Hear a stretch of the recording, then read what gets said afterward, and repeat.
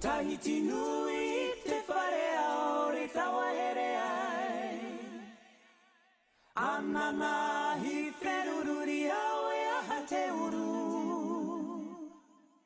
Tahiti nui te whare ao re tawa here ai.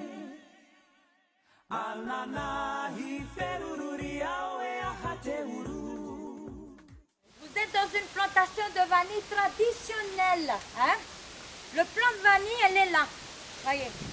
C'est un plant qui vient de la famille des... Orchidée. Ah, il y a combien d'espèces d'orchidées? Il y a 35 000 recensés. Mais il y en a d'autres qui poussent à l'état sauvage. Et après le calcul, il y a 1 million à 2 millions d'orchidées à l'état sauvage. Par contre, le plant de vanille, c'est un plant qui a besoin d'un autre plant. Voilà. Vous savez ce que c'est, ça? Ça, c'est un acacia. C'est l'acacia. J'aime pas l'acacia. Mais c'est pas moi qui pousse dessus, c'est la vanille. Hein? La vanille, elle préfère l'acacia. Pourquoi? La vanille, elle a des nœuds. Et à chaque nœud, il y a des crampons. Hein? Alors, quand elle pousse sur l'acacia, elle s'accroche dessus et elle pompe la sève de l'acacia. Ah oui. Alors, c'est très bien que l'acacia, la sève, c'est sucré comme du miel. Et ça donne un effet aussi à la gousse de vanille. Aussi parce que c'est en pente. Vous voyez là, hein? La Polynésie, elle reçoit à peu près 2 à 3 mètres d'eau par an. Quand il pleut, c'est des grosses gouttes. Alors ça inonde, il faut que l'eau circule. Parce que la vanille, c'est un plant aérien. Elle n'a pas besoin énormément d'eau. Voilà. Et la liane elle-même, elle pousse à peu près 2-3 mm par jour. Les crampons qui sont là, si elle n'arrive pas à s'accrocher sur le tuteur, les crampons, elles se retournent sur elles-mêmes. Et ça fait quoi? Elle se suicide. Ça veut dire la vanille, c'est un plant suicidaire. Elle ne fait pas exprès. Mais ça me donne encore plus de travail parce qu'il faut décrocher. Parce que sinon, cette partie-là, elle meurt. Ça veut dire que c'est une parasite. Voilà. Vous voyez ça? Hein? Elle est gousse de vanille maintenant. Au début, c'est la tige. C'est la tige qui tient la fleur qui va devenir la gousse de vanille. À une condition, la fleur doit rester sur cette tige-là pour qu'elle puisse allonger. Une fois la fleur elle décroche, eh bien, elle s'arrête de grandir. C'est pour ça qu'il y a différentes tailles aussi. C'est la nature qui décide. Alors, une fleur, une gousse, une fleur, une gousse, une fleur, une gousse, pas comme les bananes. Une fleur de banane, un régime de banane. Si au moins la vanille peut me faire ça. Faites des croisements. Ah, on ne sait pas faire des croisements. Avec la banane? Avec la banane, oui. En tout cas, la récolte, c'est toujours 9 mois plus tard. C'est 9 mois plus tard, c'est comme une grossesse. Un tuteur naturel me donne 3 kg de gousse de vanille. Un tuteur sous ombrière en béton, c'est 12 kg. Et voilà la différence. Et la saveur? Voilà, les Tahitiens préfèrent sous serre. Alors que là, ils ne veulent pas. C'est vrai, la nature, c'est lent. Mais la qualité, c'est pas pareil. C'est pas pareil. Pollinisation, c'est aussi à la main. Voilà, c'est les mêmes procédures. Ça ne changera pas. Mais c'est la température qui est bien aussi dedans. Il n'y a pas de parasites qui entrent, il n'y a pas des insectes, des prédateurs. C'est ça qui sauve un peu le plant de vanille.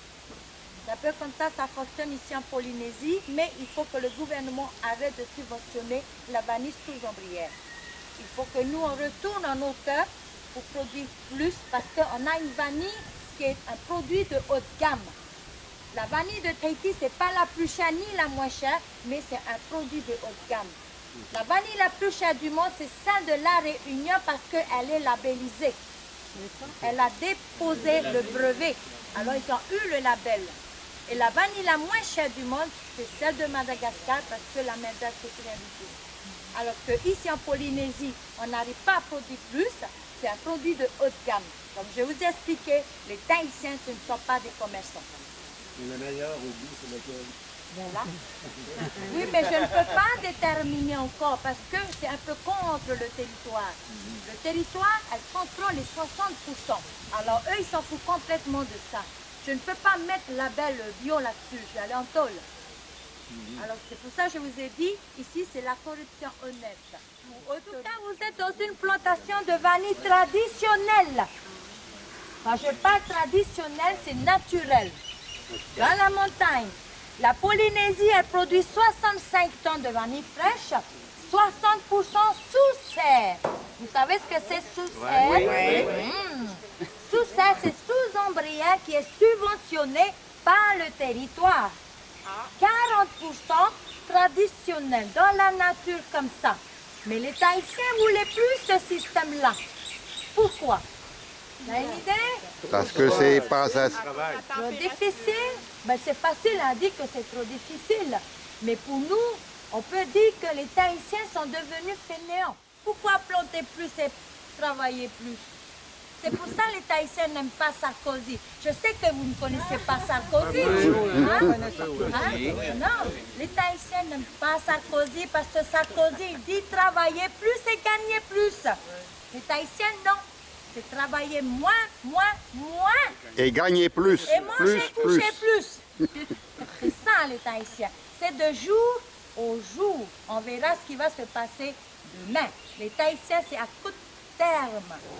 Ils s'en foutent ce qui va se passer demain. C'est pour ça qu'on a un nouveau président tous les 3 mois. Même eux, ils pensent à court terme aussi. Alors, économiquement, c'est pas bon pour nous. C'est pas bon. Il faut que le gouvernement réagisse ou réfléchisse 10 ans. Là, non, 3 mois. C'est comme ça. Parce que l'argent, il a facilité la vie des Tahitiens.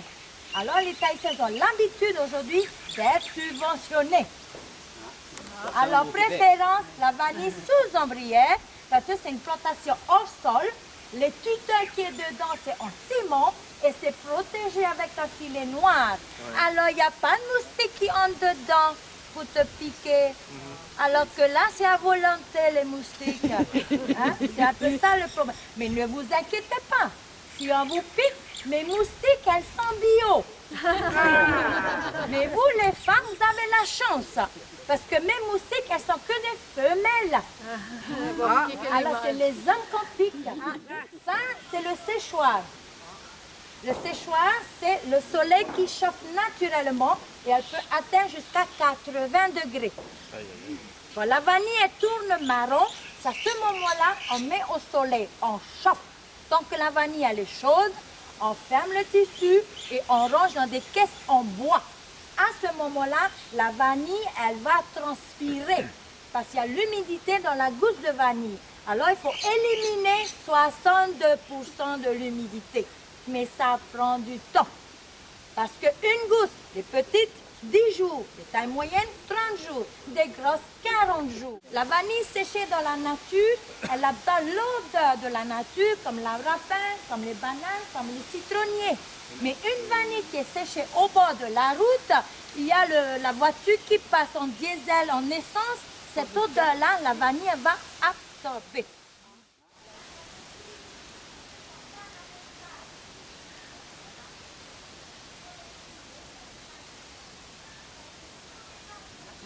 Voilà. La vanille, ne considère pas votre femme comme une pâte à pizza. Qu'est-ce qu'on fait avec une pâte à pizza?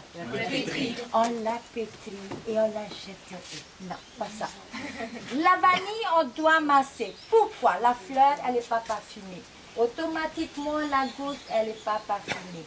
Par contre, elle contient 0,5% de vanilline. Mais il faut énormément de vanille pour avoir cette odeur-là. On ne peut pas manipuler quand elle est marron, ça casse.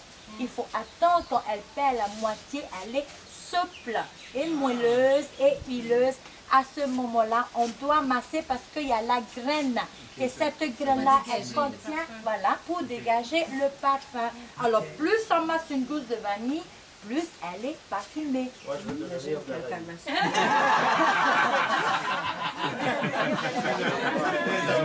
faut 4 tonnes de vanille fraîche pour avoir 1 tonne de vanille séchée. Voilà. Mais pour que ça soit rentable, 5 tonnes et plus, pas 5 tonnes et moins. Pour mesurer le taux d'humidité, c'est vrai ça, soit c'est l'œil, soit le toucher. C'est très important. On peut fermer l'œil. Nous ne sommes pas des spécialistes. Nous sommes passés à peu près. Il n'y a pas une machine qui va mesurer ça. Hein? Alors on mesure, bon, celle-là, je peux fermer les yeux, celle-là, elle est à 45 ou à 50.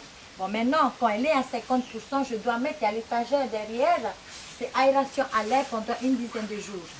Quand elle est à 50%. À ce moment-là, je laisse là une dizaine de jours. La vanille, elle perd tout doucement son humidité jusqu'au taux d'humidité légal. Parce que c'est Légal, c'est 30, voilà, c'est contrôlé. On retire 62% et ça reste 38%. On peut retirer 75%. Pour vous, ça veut dire la gousse de vanille, elle contient 25. Hein? C'est parce qu'à l'achat, à la vente, c'est le poids qu'ils vont C'est considérer. le poids, voilà. Donc, faut pas toucher Mais sur le... c'est pas bon. Si la vanille, elle est grasse comme ça, et l'autre, elle est plus mince, hein? Ça, c'est mieux pour vous, vous gagnez en gousse. Là, vous gagnez en eau, comme les jambons remplis d'eau. Alors, évitez plutôt la vanille qui est bien ronde, qui est bien charnue. On met de l'alcool dedans et ça fait l'extrait de vanille. On ne jette pas la vanille. Il ne faut surtout pas jeter la vanille. On range toujours dans un placard, température ambiante, à l'abri de la lumière. Il faut que la vanille reste au noir. Voilà. Jamais au réfrigérateur parce que la vanille, elle va attraper la grippe. Il ne faut pas remplir. Ok. Il faut que la vanille immerge dans l'alcool. Mais pas qu'elle soit pas recouverte. OK. Voilà. Puis ça, 30 ans comme ça, on peut... 30 ou 40 ans. Eh ben, dis donc.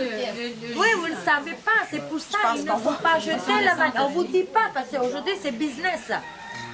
Alors, il ne faut pas jeter la vanille. Pourquoi? Parce que nous, on a massé la vanille, massé pour écraser les grains, pour qu'elle puisse libérer tous ses arômes. Alors, c'est aussi la peau qui est importante. C'est pas comme les pastèques, on mange ce qu'il y a dedans, on jette la vanille. Tere vanille.